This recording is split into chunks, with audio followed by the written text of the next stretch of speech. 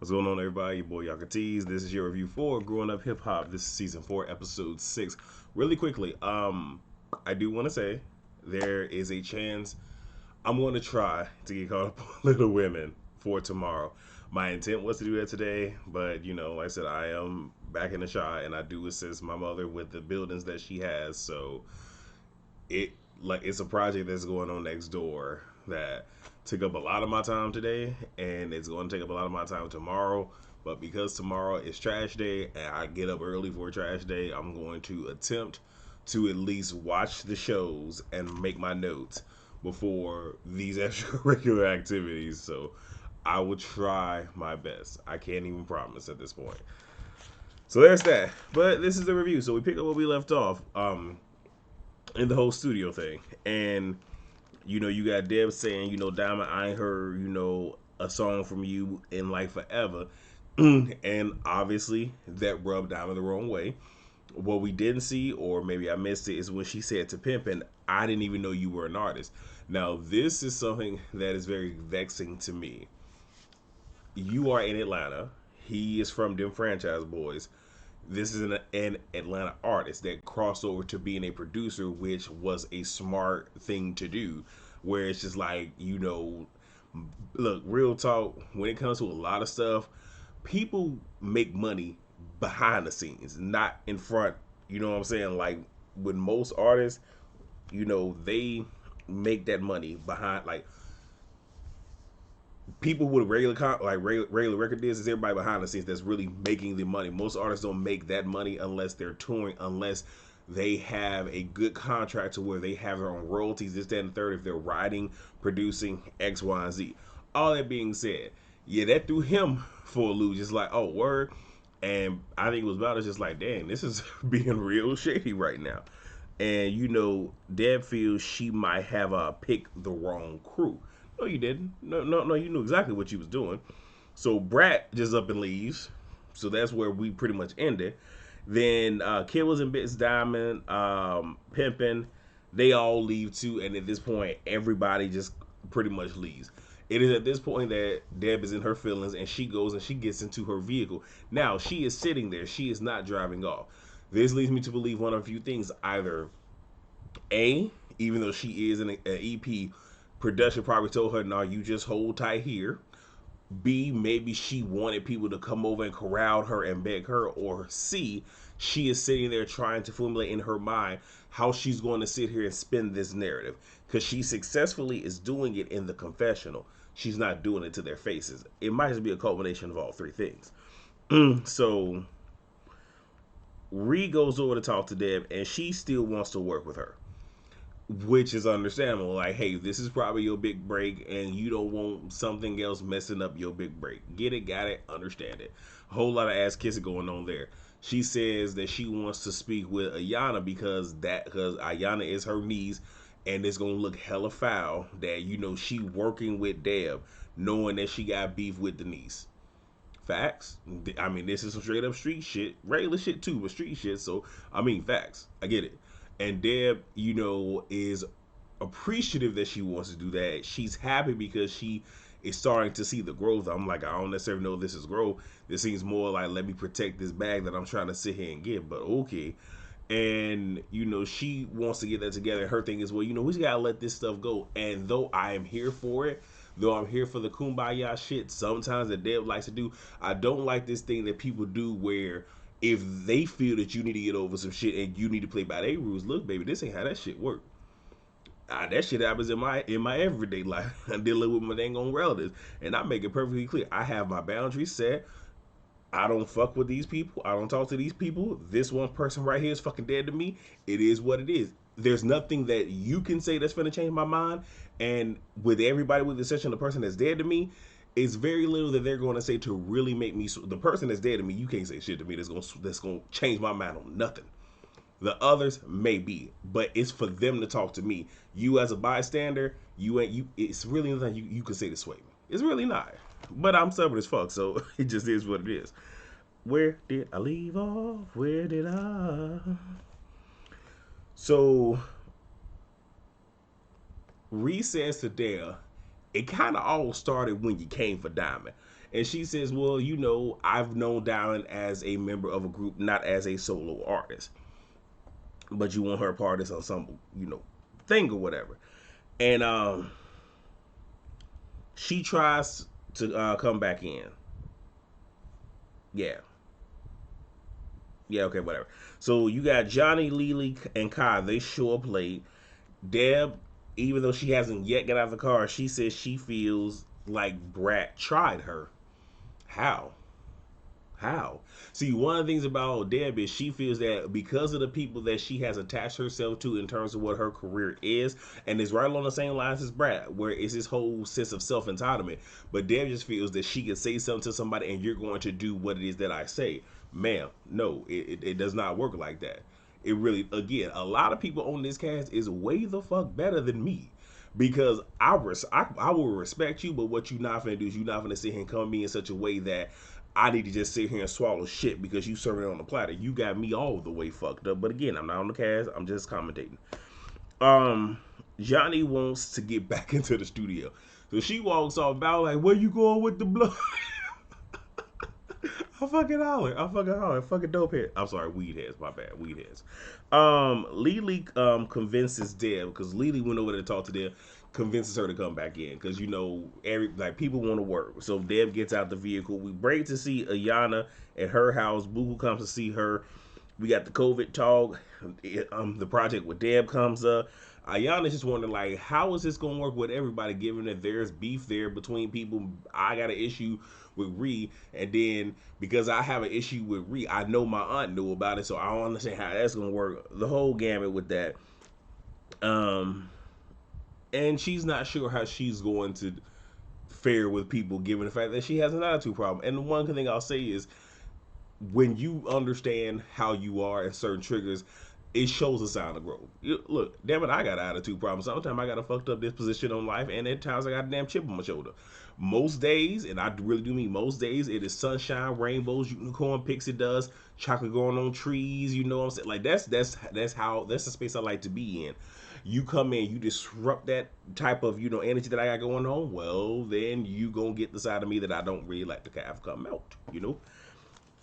But it is what it is. So we come back. Now Deb is officially out of the vehicle. She goes talk to Diamond. She says to her, I only saw you in a group, and she says to us, well, she's a new artist, this, that, and the third. They patch that shit up. Okay, cool, whatever, don't care. Kibbles and Big walk off. He just said he ain't got it to do. And he said two things. And I'm like, you know what? As much as I ain't feeling Kibbles and Bits, he at least is the only person that's really speaking some sense. He said, there ain't no paperwork. There ain't no splits. I'm not doing it. Facts. Y'all heard me say it on the last review. Like, it wouldn't have been me talking to Deb. It would have been Deb talking to not only my manager, but also to my lawyer / attorney. Then they gonna come to me with it. It ain't finna be me and you, because it's not finna be one of those, oh, we cool, we friends. No, this business. We doing this thing right the first way. Let me see. So they'll come back in with Ree, Diamond, Kiki, Kai, Lily, Johnny, and Pimpin. She apologizes, because she had an attitude. And she says to us, it's because, no, she said to them, it's because she heard the chatter. How is that their fault? If you were doing things the way they need to be done, business wise, we wouldn't be here. And if she's trying to sell us this whole, she wanted to get the underdogs together, check and see how they was gonna do, start working on the stuff, and then bring in Bao and been nice saying Bao and Brad, then you could have done that in a much different way. You could have set them down and said all of these things, but you did not, because at Diamond's album release party, you clearly had Bao in the conversation. Again, miss me with the bullshit. So all of this, either A, you purposefully done this for tension for the show, or you just stupid and you not making good business decisions. She apologized to Diamond. I'm sorry, she apologized to Diamond, because that was no apology, not in my book. She says, every artist is 1 second away from their expiration date. And this is the shit that I don't like about Deb, where You try to come in apologetically, but you still trying to sit here and shade everybody that's fucking sitting there. And the reality is, for most artists, yes, they are 1 second away. But that 1 second away is either a bad choice in terms of how a project is handled, and a lot of that is background. It ain't even the artist most of the time. It is background. And the fact that you are going out of your way, because here's the reality, y'all. Deb sees the potential in these artists. She does. And she wants to have her name attached to that because she wants to say to us that, she's worked with Gucci, she's worked with French, she's worked with Nicki, she's worked with her son. Yeah, but who are you working with now? And it seems like when most of them got on, they dropped you like a bad habit because they saw the forest for the damn trees. But she said they all knew one thing, and that's how to listen and shut the fuck up. And all you want is control. You want people to just follow you blindly. Ma'am, that is not the fuck how this works. And I'm going to keep it all the way a buck with you, especially being in the military when I was in. If my leader had their shit together, I's dotted, T's crossed, and in addition to them having their shit together, if they took care of the other soldiers, that lets me know that, okay, you going to take care of me. I see you moving right. Cool. For what it's worth, because it happens in the military, it's not that I'm going to blindly follow you, but I'm going to follow after you, because from what I'm seeing good things. I'm still going to proceed with caution with your ass, but I see how you working it. But if I see a leader that is supposed to be mine and you ain't moving right or whatnot, oh, I'm gonna be very apprehensive about a lot of the inner workings of how this thing is going to work. So, okay, Deborah. All right, what the fuck ever. So she wants them to kind of like, show me what your vision is. So you want them to show you what your vision is, but you ain't gave them theirs, which is cool. Kai go ahead and spit a little something, and I'm like, okay, I like his flow, I like his swag. Okay, he doing good things. I appreciate it. Deb says she gonna call Waka. Tells us this because he will give her the real, and he's the one that will set her straight. Well, you have other people that will set you straight, but you don't want to listen to them. Oh, okay, all right. So afterwards, once the session has concluded, Deb is going back to her car. Oh, I think I already said that about her wanting to. Okay, so I actually skipped. So the whole her wanting to work things out with recon session actually happened here. Don't really matter. It fucking happened. Moving on. So we get Brad and Judy. They in like a little bubble, little date situation, cause their place is being renovated. So don't want to be in there with all the dust and the fumes and the noise and shit, which is cool. So she talks about the meeting that happened because we're going to hear the rehashing of this happen quite a bit. Judy doesn't feel that people with a past should be thrown. Uh, yeah, people with a past should be thrown, away like they're trash. And she wasn't referring to her girlfriend, but more just saying it's like you can't just throw them away because something happened. That one was more or less in reference to Johnny, and tells her she needs to, have a conversation with Deb. All these damn conversations, but okay. So Deb meets Waka at a bookstore. We rehash the meeting yet again, and Waka feels that the project is cliche. Very well might be. Very well might be. He tells her, with her approach, yeah, that didn't work. He didn't like how she did it, and it ain't gonna work with the way that she going about it. Again, for whatever reason, she listens to Waka and will take his advice. I mean, he giving her the real. And one thing about Waka is, in how he talks, a lot of the time he's real, just mellow and even tone about it. So he not gonna come all the way up out of pocket, which is not gonna cause Deb to become triggered. So that's good. She, like I said, she thanks him, but she wants him to help her with this project. And he kind of looking at her just like, because his whole thing is like, I knew you wanted something. And he say to her, call my sister when I tell you I near about failed the hell out. Because somebody with some sense, oh, you want me to help you? Cool. Call my assistant so they can sit here and get all this stuff figured out. I can appreciate that about Waka. And Deb says she now understands after walking and talk to her. You a motherfucking lie. You a bold faced lie. Okay. So Ayanna and Amy, so there's a dinner date that they're having before Amy comes in. Deb FaceTimes her and wants her to meet with Reed. Ayanna is against it. And Deb tries to give her his little preachy advice and everything else. And in this instance, though, I really ain't feeling Ayanna like that. She like me, like, If I ain't fucking with you, I ain't fucking with you. If I don't want to meet with you, I don't want to meet with you. Because at this particular point, it's really nothing that you can say to make me feel a different way. And I think that Ayanna sees that the only reason that you want to talk to me is so that you can save yourself, so you can work with my aunt. I give it to Ayanna. She ain't stupid. She tells her that don't sit here and put nothing together because we not there yet. Let me get a second opinion. She was like, well, who gonna be your second opinion? She was like, well, it's either my daddy or Amy. She was like, go to your dad. She was like, no, because my daddy probably gonna tell me to sit here and put the flu flops on her. I'm gonna talk to my girl. Talks to Amy.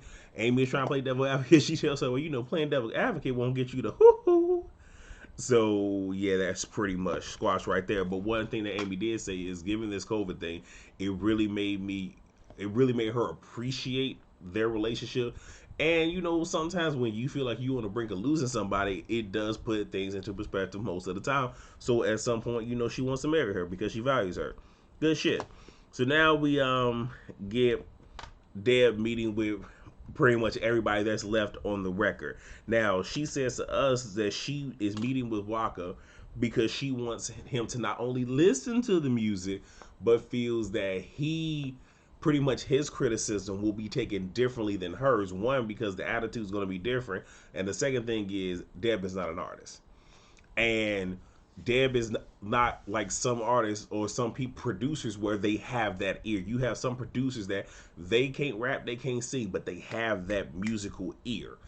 I don't know if Deb has that, but she has Waka there. So they play a song, and it's Kai and Johnny. Kai is feeling Johnny, and Kai needs to sit here and get his damn mind straight, and stop focusing on the punani there.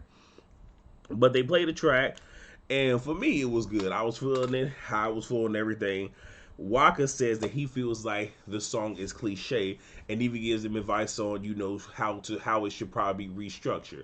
Now, what I will say is, sometimes cliche works, because I remember Toni Braxton. I think she had did some type of might have been behind the music, and when she was presented with "Unbreak My Heart," she was just like, "Oh my gosh, this is so cliche.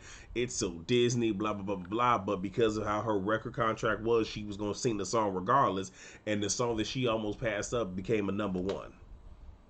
So sometimes cliche will work, and I'm not even gonna say and talk about rap styles and lyrics. I'm gonna just move right on past it.